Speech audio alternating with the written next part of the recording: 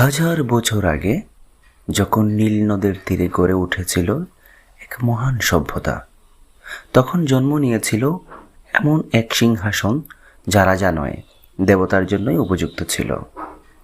এটি কোনো সাধারণ চেয়ার নয়, এটি হলো তুতানখামেনের সিংহাসন, এক তরুণ ফারাওয়ের মহিমা ও ক্ষমতার চূড়ান্ত প্রতীক। এটি খাঁটি সোনা, নীল লেপিস লাজুলি এবং রত্ন পাথর দিয়ে এই ঈগলের ডানা বিস্তার থাকা নিখুঁত খোদাই করা এই চেয়ারটি তৈরি করা হয়েছে।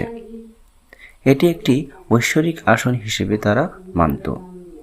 দুই পাশের সিংহমুখ যেন ঘোষণা করছে, এখানে বসে যে শাসক শাসন করবেন সে স্বয়ং হুরাসের সন্তান।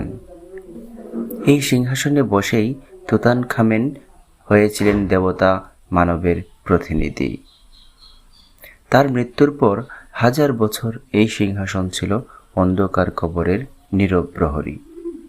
1922 সালে হাওয়ার্ড কার্টারের হাত ধরে যখন খোঁজ মেলে এই রাজকীয় সমাধির, বিশ্ব স্তব্ধ হয়ে যায়।